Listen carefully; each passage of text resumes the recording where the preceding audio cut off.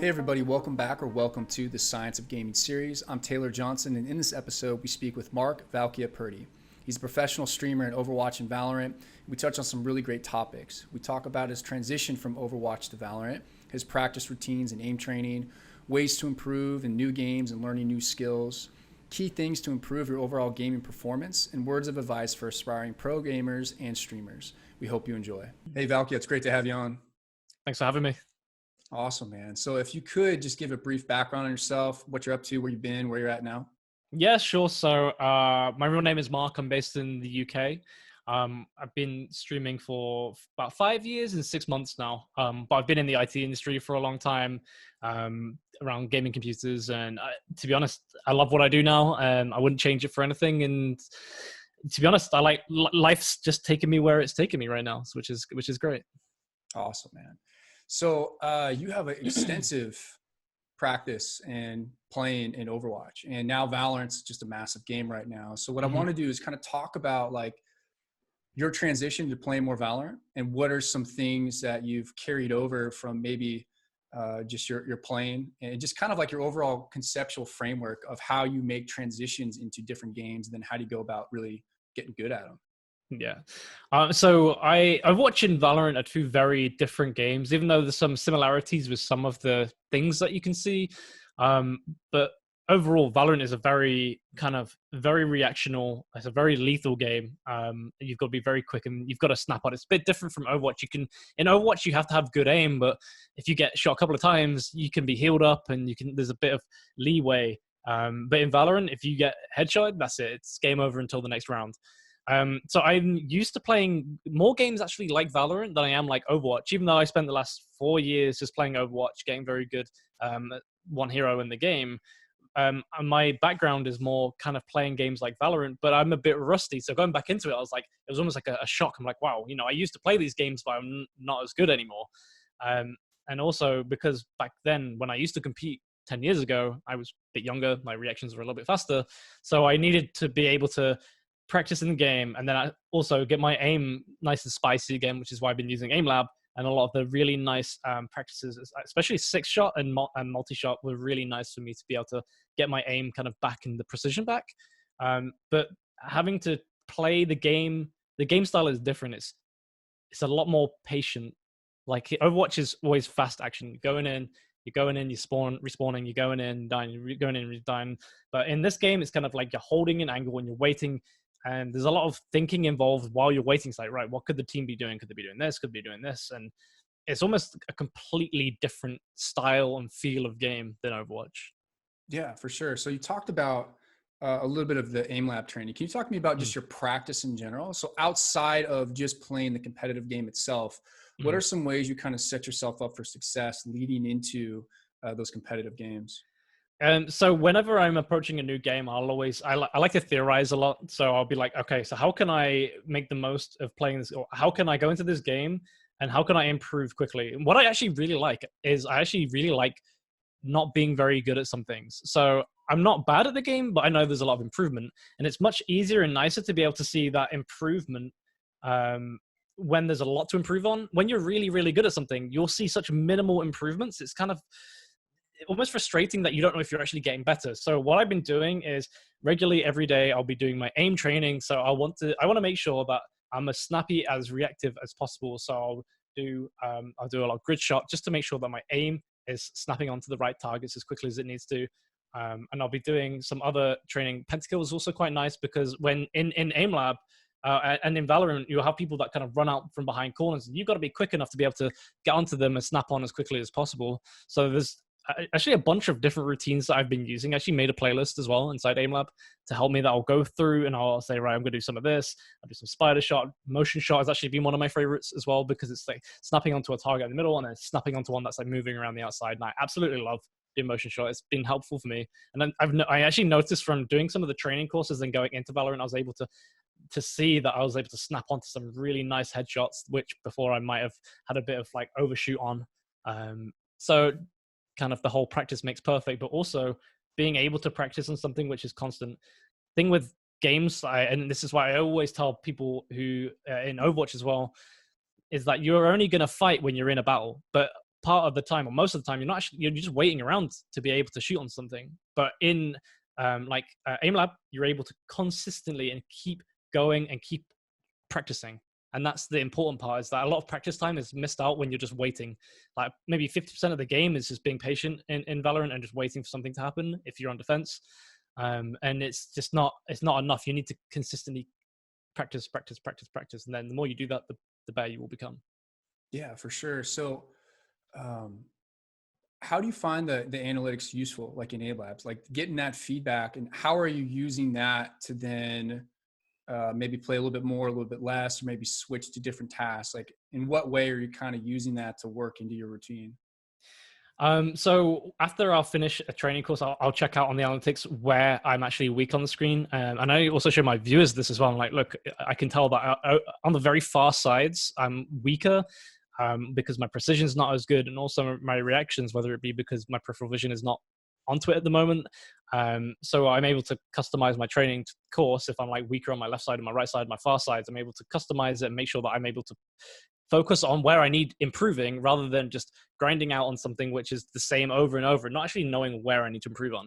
So the analytics is really nice for me to see, oh, actually, this is what I need to do to improve. So I might as well focus on these and cut out all of the middle part where, some trainers, they don't tell you this, but this will, and it will help me improve and focus on that. And then it's like, well, I've cut out all of the middle, and now I can just focus on what I need.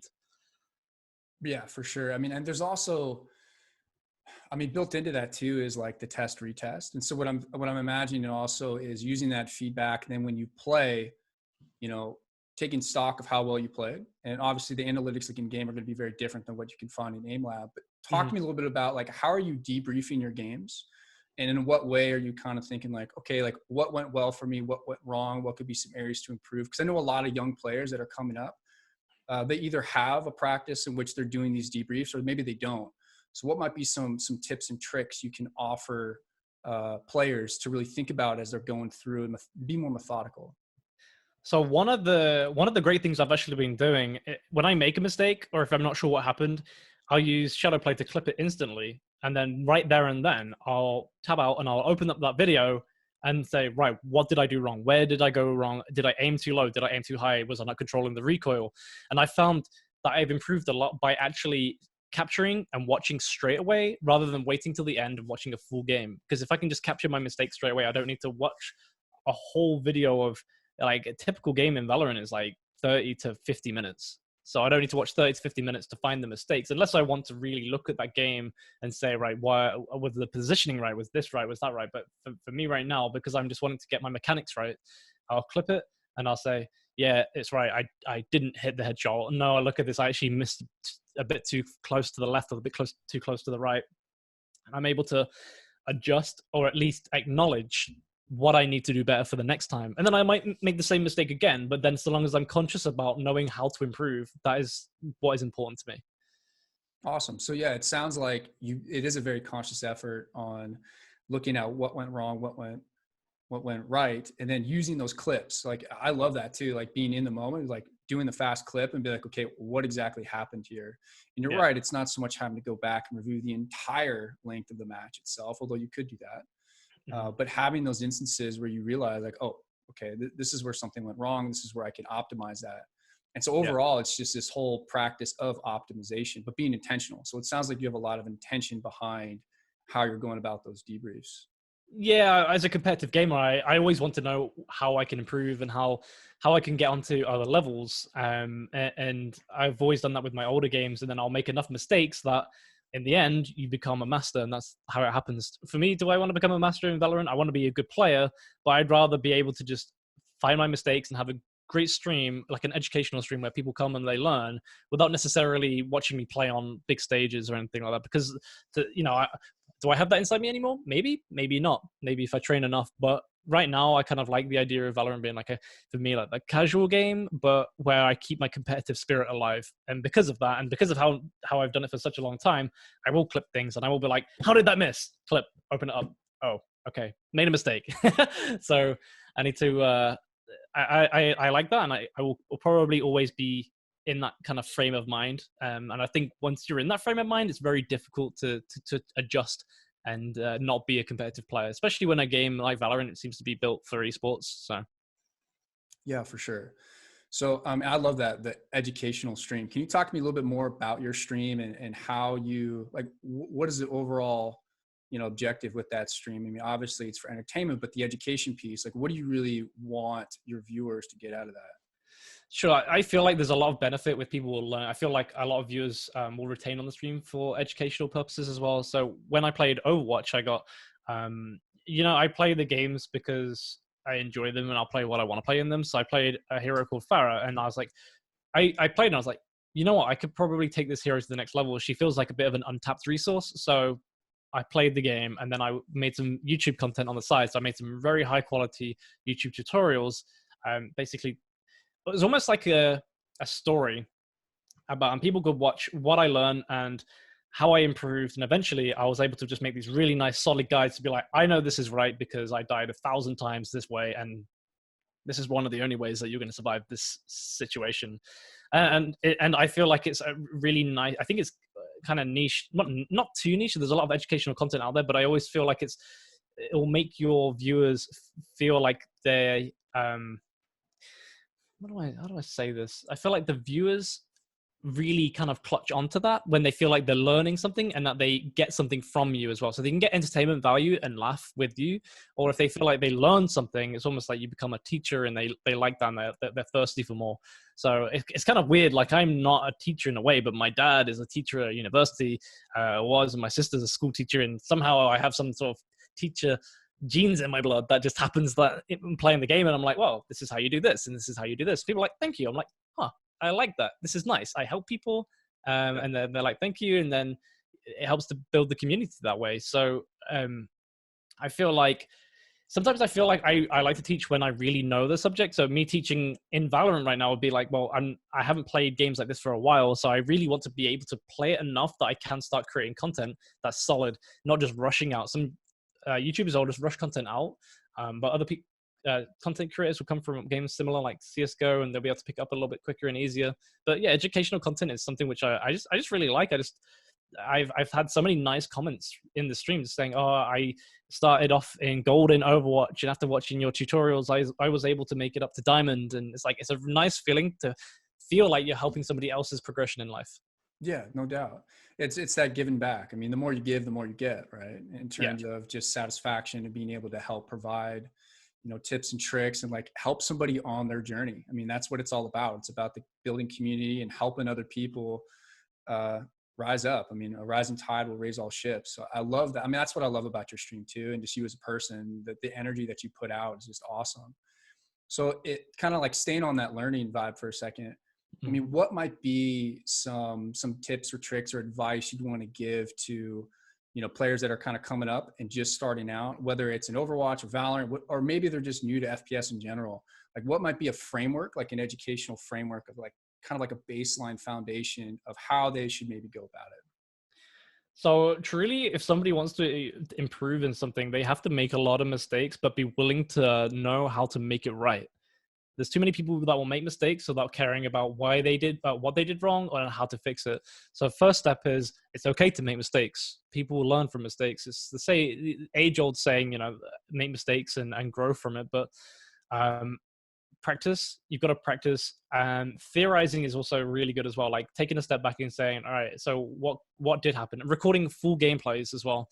So recording a full gameplay, finding out what you could do better, and also watching pro players as well. Watching pro players is one of the best ways of being able to improve yourself, because you'll notice their positioning, you'll notice crosshair placements, you'll notice so many different things that you can implement in your own gameplay, and that might be the difference between you making a full rank, or even higher than that. So it's just about consistently wanting to learn, having the um, motivation to learn, and wanting to get better. There's a lot of people who, when they come into my stream and they're like, "Oh, you're playing the same game. Are you bored? Are you bored of Overwatch?" And it's like, well, if you have a competitive mindset, every game is different. You're playing against 5 different people or 6 different people each time.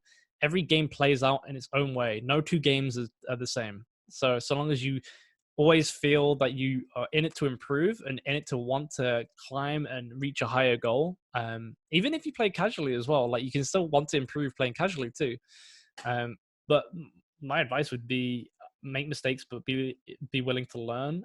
In terms of the three great things I always teach is, if you want to get better at games, there's three things. There's mechanical skill, how good you are, how good your aim is, which is why you should definitely use Aim Lab. Mechanical skill, teamwork, working with your team, making sure your calls are clear, listening to the shot caller, and game sense. Game sense is something which would be very hard to learn from an application, but game sense is something which people can naturally or can pick up. Putting game sense into a sentence would be don't want to say pretty difficult, but it's almost like knowing what somebody's going to do, the time somebody's going to be doing it, how a game is going to play out before even taking one step into the map. Saying, right, well, we have the X amount of money, we can't buy any weapons, or we should be doing this because they have this. Like understanding how the match could play out. And game sense is very important for playing Farah in Overwatch, because if I don't know what's going on in that game, I'm playing a hero who technically is weaker than a lot of others because she can be taken out very quickly. If I don't know what's going on, I'm just going to spawn and die over and over again. I'm like, well, okay, at this time, Widowmaker's going to be here, and then I have this hero which might be positioned down here. So just being aware of what people can be doing or what people could be doing, and then being able to think of a plan about how to go about it if they do that. Being planned and prepared. Awesome. Yeah. So what I'm hearing, kind of going back to the first part of that, is you got to have a growth mindset. You got to be willing to make mistakes, put yourself out there to learn, and be open to feedback, whether it's from the game itself or, your own self-reporting feedback and going back and looking at the film. I love the reviews and the theorizing and understanding like how that fits into practice, and then how that can be worked into overall gameplay. And then those three things that you talked about with mechanics, with team dynamics, and then the game sense. I mean, that's huge. Yep. And what's been coming up a lot, I think, in these interviews that I've done is around those three things as well. Like speaking with Jake Lyon with Overwatch, right? He was a competitive Overwatch player for a while. And he talked about, once you reach a certain level of like mechanical skill, it's not so much about that as it is your teamwork and being able to be a good player, like be a good team player, and like check the ego and be like, okay, what's best for the team right now? Not what's best for me, but what's best for the team. And I think that kind of fits into the game sense as well. And like in speaking with Valens, who's, the data analytics, science for Evil Geniuses. And he said the same sort of thing, but a little bit differently, in that it's the exposure to multiple different scenarios, and you start to pick up on patterns, and you start to get this sense of, okay, I've seen this variation before. This is what could happen. Yep. And I would imagine like that kind of fits into the overall exposure to just the more games you play, the more exposure you get, the more of that sense of familiarity with those different types of scenarios. So it's really cool. And I think that goes into a lot of other things in life too. I mean, it's not just in gaming. These are like concepts that fit very well into just life in general. I agree. And people skills and teamwork, I think, are up here. And I definitely agree mechanical skill is more down here, because you can have all the great ideas in the world, but if you don't know how to communicate it with people, you're never going to get it done. Right. You could be the smartest person in the world, or you could be the best gamer in the world, but if you don't know how to talk to your team, you could have 5 of the best players, but if they don't communicate, a team that's maybe lesser skilled but are communicating can potentially beat them based on their communication skill. Right. So I think so long as you have the mechanical skill and the teamwork that matches it, then that's basically all you need to be able to become one of the best. Yeah, I mean, I would say teamwork and just communications is a fundamental skill that should always be practiced and always be refined. I mean, you see that in traditional sports. I mean, they're always refining. I mean, in the military as well, you're always refining how you communicate and optimizing for everything, because, things could go crazy. And if they do, and ultimately they will at some point, if your communication's on point, then you can have that be that backbone for the mechanical skill and then shine through in the game sense to shine through. Yep. So that's awesome, man. I appreciate you calling that out. So what I want to finish on is just some rapid fire questions. And I've asked this on a few of the other interviews as well. So this is more about just kind of like your thoughts on gaming and where you're at. So rapid fire, just answer whatever comes to mind. Okay. I wish I learned this before coming pro. Well, I do you know, my mind is blank. I'm trying to think what I could have learned. To be honest, I can't answer that exactly in that rapid fire way. Well, I guess let's talk about it in terms of being a professional and what you're doing. So for me, I played a game before its time. So I competed in a game that actually disappeared, and I was too stubborn to go onto a game which was actually successful and continue, which would have been Counter-Strike. So if I had continued to play Counter-Strike back from way then I would probably potentially be a better gamer now. But because I was stubborn and it took me many years to be able to get back in or go into Counter-Strike, then I feel like I lost it a while in my gaming career because I was a bit sorry that my game disappeared, which was Call of Duty 4 Pro Mod, and it was a great game, and it was, for anybody else who played it, they understand how good it was. It was just back then, esports wasn't what it was today. Got it. So it all comes down to not willing to give up. Cool. Pressure comes from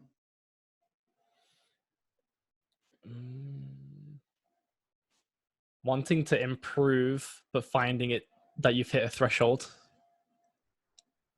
Say more. Wanting to improve, but you've hit a threshold on what you feel like your maximum performance could be, but you want to push through that boundary. And sometimes when it feels like it's not possible, it's just about persistence and not giving up. Cool. Right on. Success looks like? Success to me looks like so long as I'm happy with what I'm doing and that I'm able to continue doing what I love, that's my success. Awesome.